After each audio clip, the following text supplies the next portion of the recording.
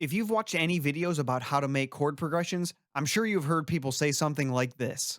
6-5-1 chord progression. Just have a 1-6 progression. A 1-4 progression. And if hearing that left you even more confused, I'm going to demystify it right now. When a chord progression is referred to by a set of numbers, it's being used in what is called the Nashville numbers system. This system makes music theory much easier by labeling each note in the scale with a number. Starting with the root note of each scale, each note corresponds with a number from 1 to 7. So in the scale of C major, the root note, or C, will be number 1. The next note will be number 2, 3, 4, 5, 6, and 7. Continuing on to the next C will make it number 1 again. Then the process starts all over. So now when a chord is given a number, it means that the note that corresponds with that specific number is the root note of the chord in that progression. So staying in the scale of C major, the 1 chord will start on the C note. The 2 chord will start on the next note, and so on.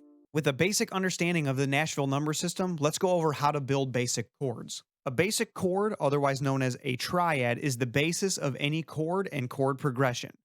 These consist of 3 notes: a root note, a third note, and a fifth note. An incredibly easy way to remember how to build triads is to know how many notes to skip between the actual notes of the chord. To make a major triad, place the root note. Since we're working in the scale of C major, we'll start with C. Then skip 3 notes and place the middle note on the 4th. 1, 2, 3, 4. Finally, skip 2 notes and place the final note on the 3rd note. 1, 2, 3. Now you have a major triad. Making a minor chord uses the same exact formula. The only difference is that the space between the 3rd and the 5th note is reversed. So in a minor chord, place the root note. This time we'll skip 2 notes and place the middle note on the 3rd. 1, 2, 3. Then skip 3 and place the final note on the 4th. 1, 2, 3, 4. So as you can see, the only difference is the middle note. In the major, we have 3 notes between, and in the minor, we have 2 notes between. To make this even easier, if your DAW has a scale hiding mode, enable it to highlight the scale on your piano roll. Now you can see that all of the notes in your corresponding scale are highlighted on your piano roll. This allows you to make chords much faster. Start by placing your root note, and then all you have to do is skip 1 note in your scale and place it on the next one. Skip the next note in your scale, place it on the next one. Now you can see that if we count out the numbers, 1, 2, 3, 4, 1, 2, 3, we have a major chord. From my experience, the chord will automatically be major or minor based on your scale. So in this case, we have a C major. Finally, I'm going to show you how to lay out a chord progression using this system. Say you have a 1, 5, 6, 3 progression. I find that it's easiest to lay out all of the root notes first.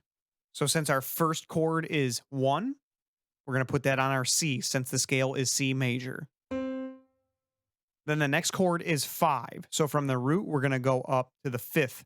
So 1, 2, 3, 4, 5. And this happens to be G. The following chord is 6. And then the final chord is 3. 1, 2, 3. Now you can hear how much higher in pitch our final 3 chords are. Because of this, we typically like to lay out our chord progressions going in a downward motion. So if I highlight these and bring them all down an octave, they will sound a little more cohesive. After your root notes are laid out, continue drawing in the final notes of all the chords. So for our first one, we're going to count up 1, 2, 3, place 1 on the 4th, 1, 2, place 1 on the 3rd. Same thing here. 1, 2, 3, place 1 on the 4th, 1, 2, place 1 on the 3rd. And for the next 2 notes, we can use the scale highlighting method. From our root note, skip a note and place 1 on the next. Skip the next note in the scale and place the final one on the next note. Same thing here.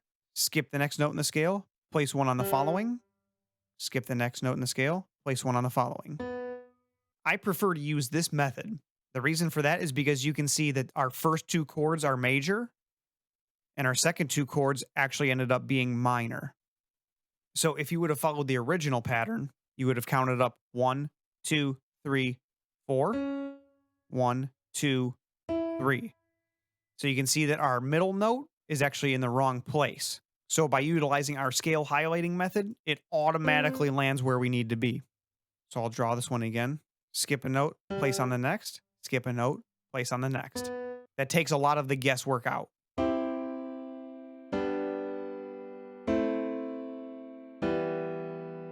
This is a super easy way to lay out chord progressions, and usually when they are posted or written, they will be in this form. So now you can easily transcribe them into your sessions. If you want a more in-depth tutorial on how to make more advanced chords with no music theory, click here.